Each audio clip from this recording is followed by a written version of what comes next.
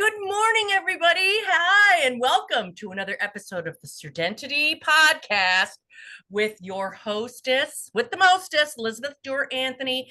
And this morning, I have with me the creator of guided biofilm therapy, Dr. Tom Larkin.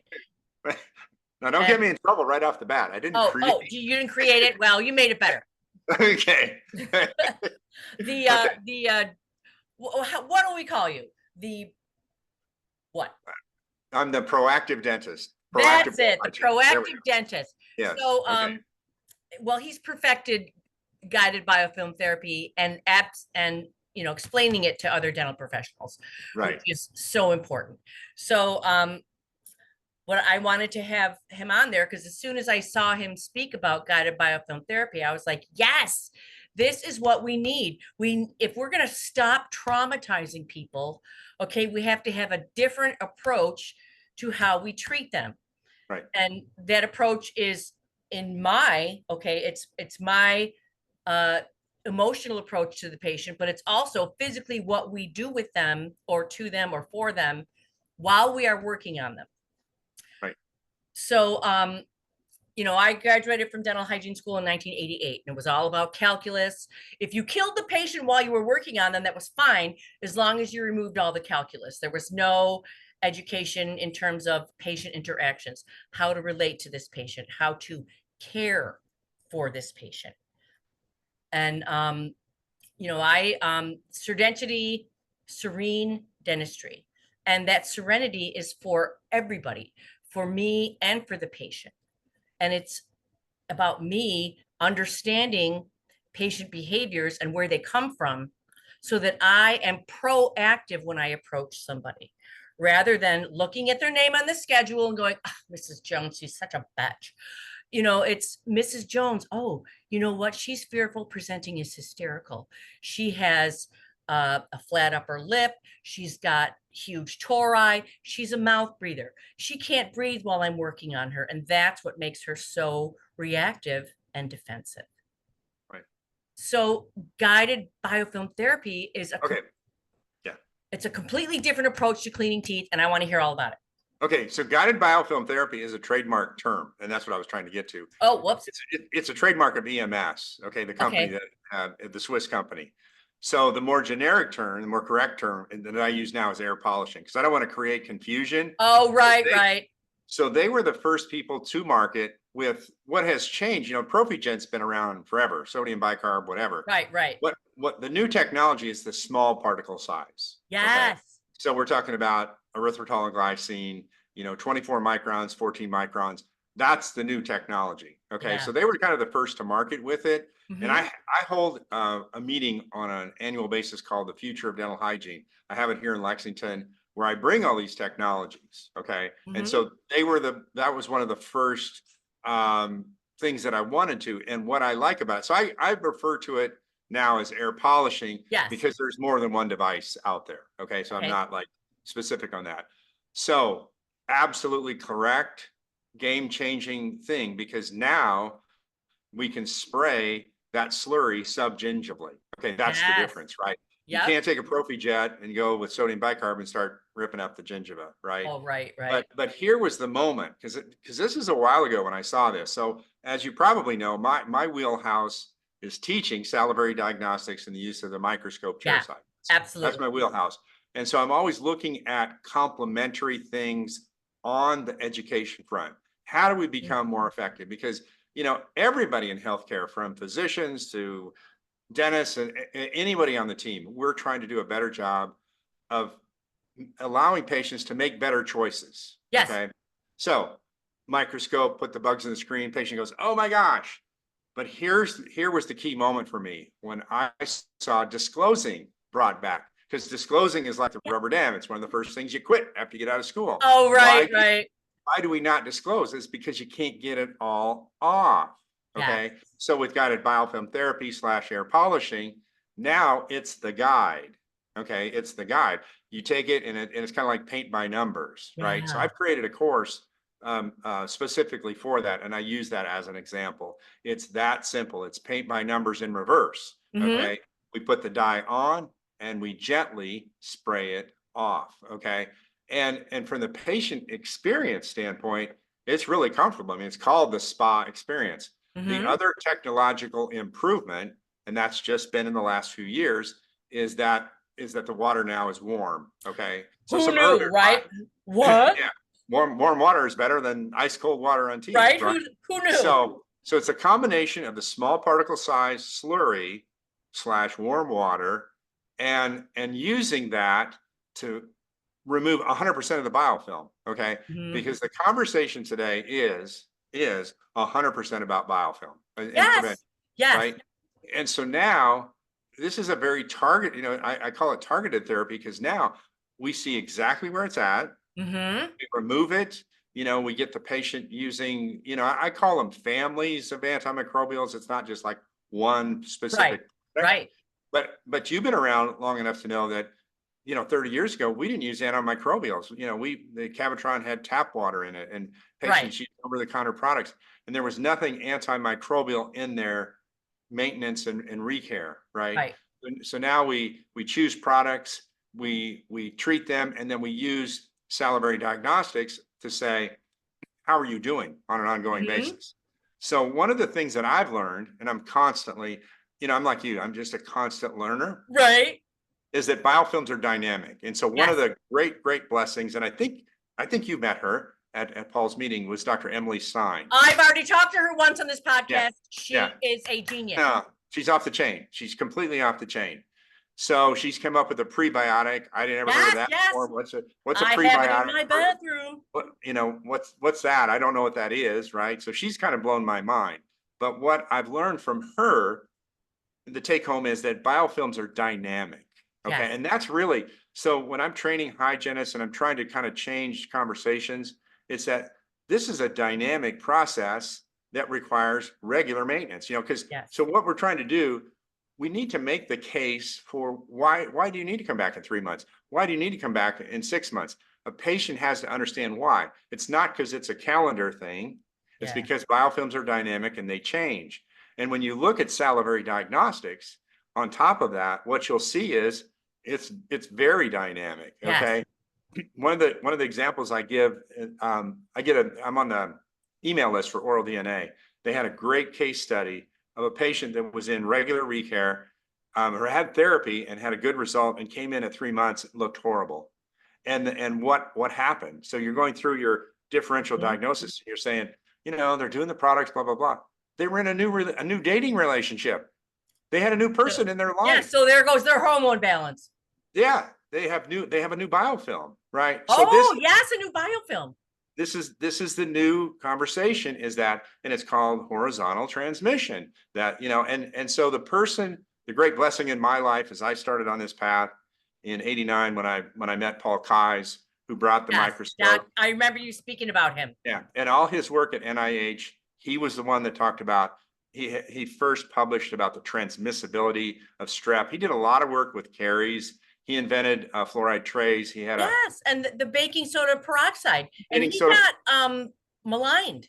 Oh, absolutely. Yeah, just thrown under the bus. And so what's the best dentifrice today? It's baking soda and peroxide. Yep. It's like everything's kind of come full circle. So really, a lot of the work that I do, I always reference him because I really feel like what I do is in honor of him. Okay. Because I knew his mission statement.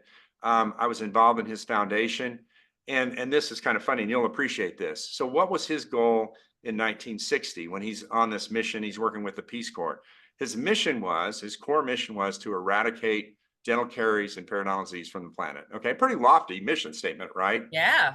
Then let's fast forward to Dr. Emily Stein. And I said, Emily, you may be the vehicle to fulfill Paul's vision. Yeah. You truly have novel technology that is game changing. And so as you know, she's kind of in the early phases of the human rollout. She's done a lot of work in the veterinary space. Mhm.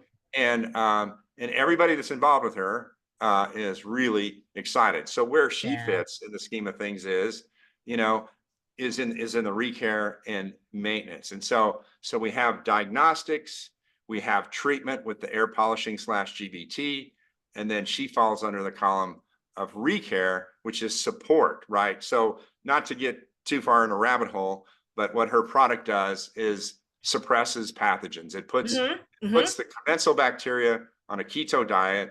And so one of the things that I learned from her was that things that pathogens, the red complex, what they eat, is she described it as downstream. Yes. Okay, it's the byproducts of the commensals, right? Mm-hmm. So if you break that chain, they just go away. They're Mm-hmm. suppressed, and it's targeted, right? So we're targeting the diagnosis.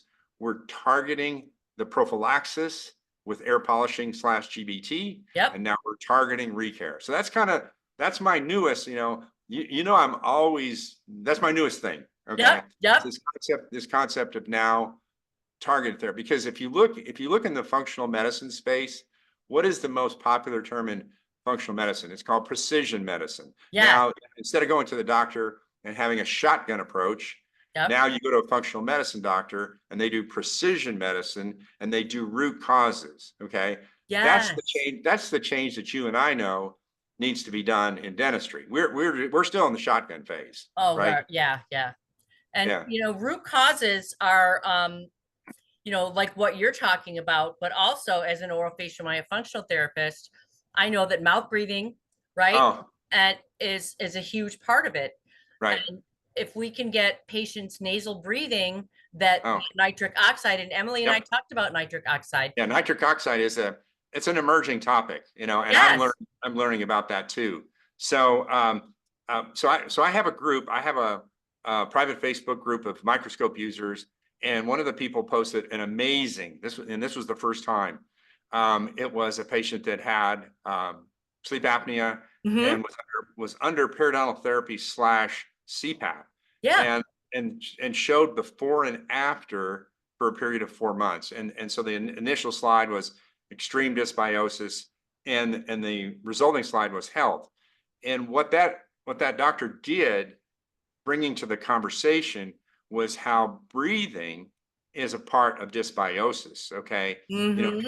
dry mouth breathing changes the pH, changes the environment. This is completely underdiagnosed. Completely. Absolutely. Well, because everybody, pretty much all modern humans, especially us Western American humans, we are mouth breathers because Yes. our nasal, it's clogged in the back. The Right. tongue is low in the palate, and it's clogging the airway. Therefore, Yeah. we're mouth breathing. And what a Yeah. simple thing. What a simple thing. Yeah. But it's like, huh? Yeah. Yeah, So another path that I'm on right now, because and like I said, I basically go where the universe pulls me. me And too. so I've been on a pretty consistent path since 2013, when I met Dr. Bale of the Bale Don't Need Method, became a patient. And I told him, because of my background with Dr. Kai's, I could really help your conversation. Well, Mm-hmm. then about 18 months ago, one of the people in our group started talking about dysbiosis and implant failure. And I said, you know what? It's the same issue. It's the Mm-hmm. exact same issue. And then talking to Emily at length about this whole concept of failing dental implants. Mm-hmm. Failing dental implants are paralleling placement, which is like they're like this. Wow. Okay. And the dentists are not knowing what to do about it. So the number one risk factor for failing dental implants is prior periodontal disease. Yes. Okay. So that's an oral systemic thing, right? Yep. But the other one that is really overlooked is bruxism and occlusal problems, many rooted in airway issues. Because Right. and we're not trained in that. We're not trained in that. So this oral systemic conversation, what I'm doing is pulling it into this. It needs to be in the implant differential diagnosis. We Absolutely. need testing, salivary testing. You need sleep testing, because if Mm-hmm. a person is a bruxer and they can't breathe and they're doing all these things to accommodate, they're just going to hammer those implants, right? Absolutely. Yeah. So that's kind of that's my latest and greatest. I love it. And what I tell my patients is, look, you're not grinding your teeth on purpose because it's fun. Okay. No. This is your brain not Yeah. caring how much money you've spent in your mouth. Right. Your brain is going to survive. In order to Yeah. survive, you have to breathe. And Yeah. to me, that's the bottom line. Everything, if you don't address that, you know, Yeah. the rest of it can't work. Well, how long, just take a guess. How long have we, across the board dental professionals, ignored the scallop tongue? Just ignored it. Just looked at, oh, Oh, it's that's yeah. interesting. Oh, like How long? my almost my entire career until I studied orofacial myofunctional therapy. Yeah, yeah. And you look at that and once you see something, like the old saying, once you learn it, you can't unlearn it. Yes, exactly. Once you see it, you're going, oh my God, I got all these freaking patients that can't breathe. Yes, yes. And you know, how about a little breathing instruction in the chair Yeah. before you start working? And how about a nasal dilator to help them nasal breathe while you're working on them so that they don't, try to control the appointment? Right. Right. Well, we can sedate them. That's why sedation. That's why. That's why sedation is the growing market too. It's like, I don't want to deal with it. Let's put them out. Well, and I get that, but I like also for people to find that they can do something they thought they couldn't do. Right. So that's just me. Yeah. Well, once again, you're decades ahead of. We just need to. Well, here's good news. Okay, good news, bad news. Good news is, and you might have seen this last month, that the American Dental Association, Yes, kind of finally. finally, like 100 years too late. Right, right, right. Recognize that there's an oral systemic connection, and so now it's kind of legitimate. So as long as you've been doing this and I've been doing this, we've been kind of outliers because we don't have organized dentistry behind us, so to speak, Right. right? So you have an organization like AOSH, which is a grassroots deal. It's like, Yep. And then my group that gets together once a year. But now it's like legit. Oh, it's like, yeah, whoa. Finally. And one of their things was that dentists need to be competent in salivary diagnostics. And hey, we need to look at sleep. We need to, and so when I'm teaching young people, it's like, what makes dentistry so amazing is the scope of possibility, meaning Yes. finding your passion. Okay, you don't like filling teeth, no problem. There is a young pediatric resident and that I know here, and just came to Kentucky, and I just told her, I said, if I'm you, I just go functional orthodontics, airway. I just, I think about treating kids. This world is so big for a pediatric dentist to just jump full bore into what you're talking about, what you're doing. Yep. Get these kids breathing with their noses. They're going to have better facial form, forward growing jaws, not crowded teeth, and just a better, healthier life. Yeah. Well, yeah, it's like, and then that brings you to the conversation of the physicians that are treating ADHD and all these kids that have all right. Oh my and, God. Yeah. And the issue is they can't breathe. Okay. Yeah. And they medicate. It's just, I've seen some work on some people like yourself, and I don't know. I think it's some of the most important work that's out there. I mean, I think it's, I hate the word life-changing is kind of, cliche. I know. It is. It seriously is. When you especially think about, altering the life of an 8 or 10-year-old, and then and talk about their lifespan. That's really significant, right? Yeah.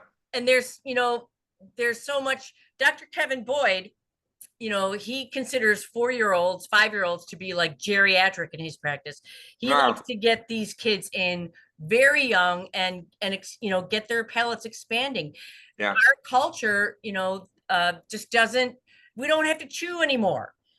We don't use these muscles, and the tongue. I tell my patients, you could be carrying grocery bags with your tongue, okay? Yeah. But it's so weak that, so just to get these kids, get their oral function improved at a young age leads to a lifetime. Yeah, no, it's life-changing, everything. Yeah.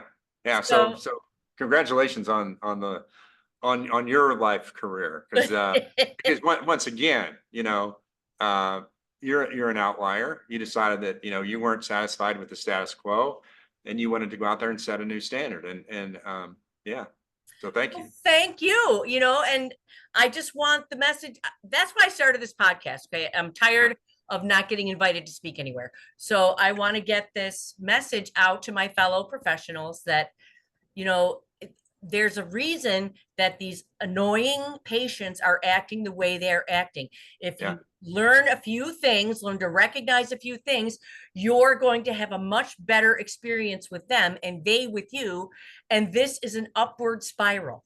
We Yeah. got to stop creating these downward spirals of action, reaction, action, Yeah. reaction. Then, oh, I got to let this person go. I don't want to be sued for supervised neglect or, blah, Right. blah, blah. It's like, oh my God. Yeah. So yeah, I'm just thrilled, and I'm so happy to have you on this morning Yeah. because No. when I saw you and heard what you had to say, and I love, Dr. Kai's, and Dr. Weston Price, 100 years Oh yeah. ago, I was just about to mention Weston Price. a, a much better idea of, you know, gee, the mouth is connected to the body. I don't know if you know this, but Yeah. Yeah. physical, yeah, it's just And amazing. so, one of the things in which I try to do, especially around young dentists, because history is kind of, boring. I talk about Weston Price. I talk about Charles Mayo, who founded the Mayo Clinic in Mm-hmm. 1915. He was all about dentistry. Yes. He begged the dentist to get involved in the Mayo Clinic.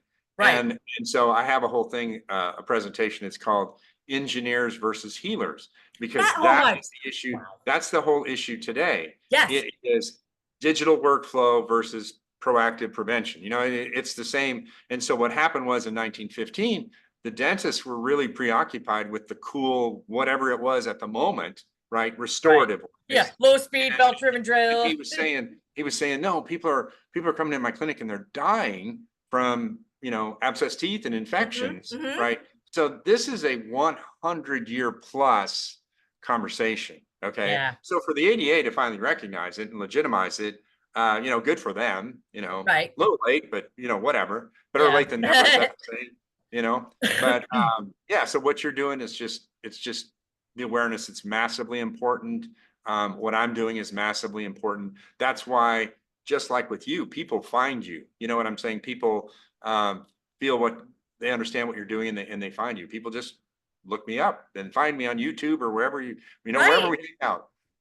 And and if they find me, what I hope is the little bit that they learn from me is going to create a desire in them to learn more. Yeah.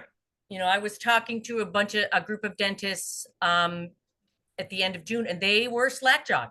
Like, and so what I hope is they leave my class with a little bit with this new information, and they're going to Yeah. want to learn more.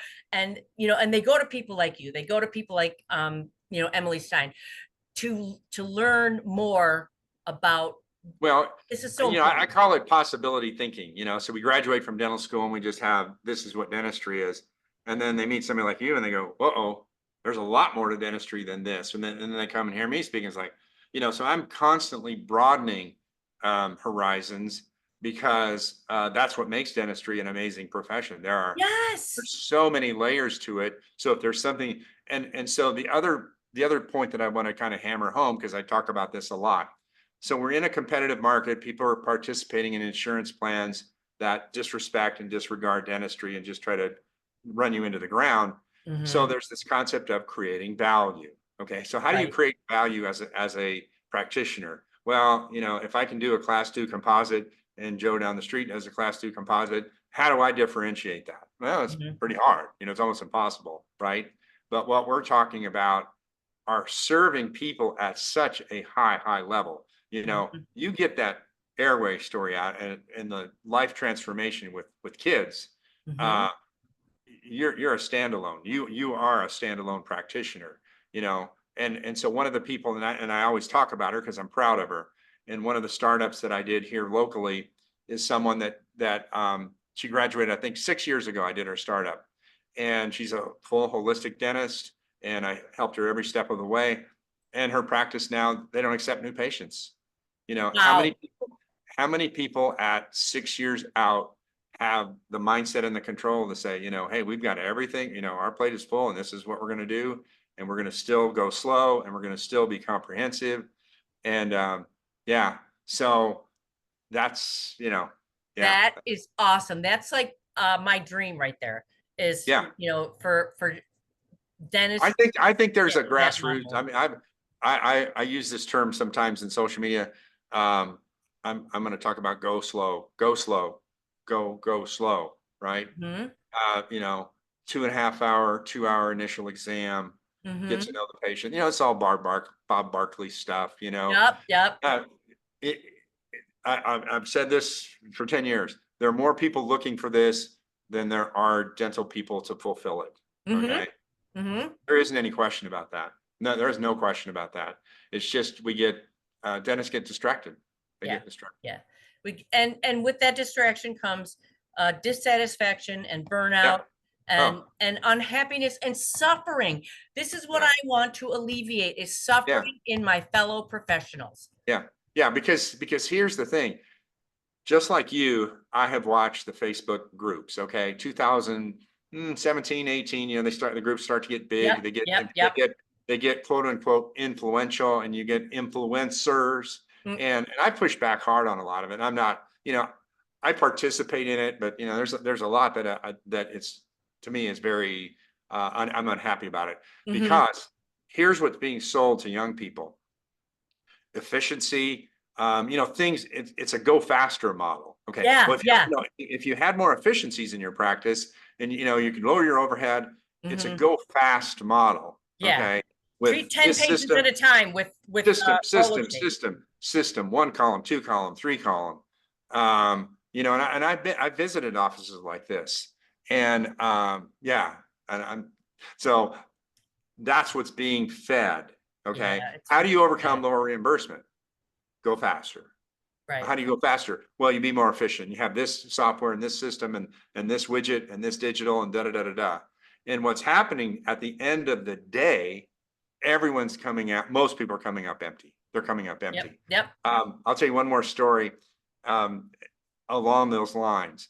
I got invited to Appalachia last year to speak to a group of 50 dental hygienists. And so the person that invited me, I used to teach at the dental school, the university here. Mm-hmm. And so she said, "Would you come?" And she said, we don't have much money." I said, "Money?" I said, "I'm not gonna, you give me a Right. chance to go there, I'll go in a heartbeat." And so I went to this small town, and we met at the public library. It was like they didn't have a place to meet. It was like the public, Right. like Wow. public library. I set up a projector, and I started out by I showed the slide of that song that was really popular last summer, "Rich Men from Richmond" or Yes, whatever. yes. Mm-hmm. Yeah. And I said, "How many people have watched this?" It was kind of new at the moment. I said, "How many people watched this video?" Um, and every hand went up. I said, "How many watched it 10 times?" A lot of hands went up. I said, "I've watched it 20 times," because what it shows me is a level of human suffering that's going on. And I think that same level of suffering is going on in dentistry. And Yes. it's because of improper focus. And so I went through this whole thing of healthcare, Mm-hmm. concept of caring for people. And I'm just going to be straight up honest with you, because I know you're that kind of person. There Yes. are a lot of people in healthcare right now that shouldn't be in healthcare. Yeah, I They, believe, they well, should. because they can't, there's no more manufacturing jobs. Okay. And these people will be dogging it on an assembly line. So they're Yeah, dogging it at a nursing home or in a yeah, hospital. yeah, yeah. They're not, it was just different, that what made me at 18 years old say, 'cause- and I'm sure it's the same for you. I had a role model. I had somebody who says, "Oh man, I want to be like this person, Yes. Yes. this incredible, caring, comprehensive, cool Mm-hmm. person," right? Mm-hmm. And understanding that at the center of everything was caring for people, because Yes. healthcare is a privilege. I was explaining to somebody last night on a call, being a dentist is a privilege. It's not look, it's not a privilege to make money. It's a privilege to put your hands on a person, with their permission, or to put your hands on a person without permission is assault. That's Yes. technically an Yes. assault. And we have permission to put our hands on a person in a caring, healing fashion. Yes. That's a privilege. And that needs to be taught in dental school. And Mhm. if you can't buy that, you need to go find something else to do. Yeah. I make a comparison in my talk about, you know, if you look at the back of the mouth, It's shaped like a chapel. Okay. Yeah. So the oral cavity is sacred. It's Yeah. not a Nice. I construction like that. zone. I like Okay. that. I It's like that. how do you walk into a church, and how Yeah. do you walk in Reverence. reverence? And if I can be calm, non-judgmental, I can and have reverence, you Yeah. know, when I approach people like that, it automatically brings down. Yeah. So Good for you. Yeah. This has been an awesome chat. We've never yes, talked before. We've never chatted before. I And, know. I you just know, talked to you briefly.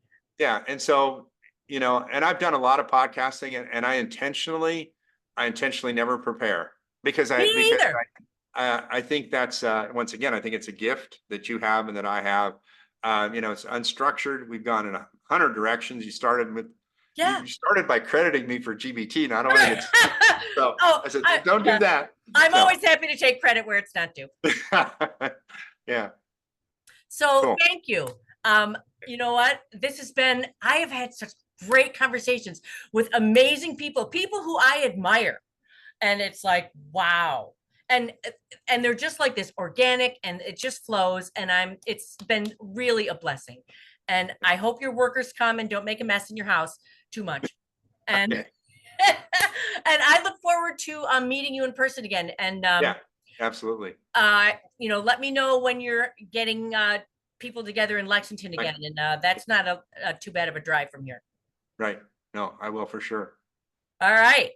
Let me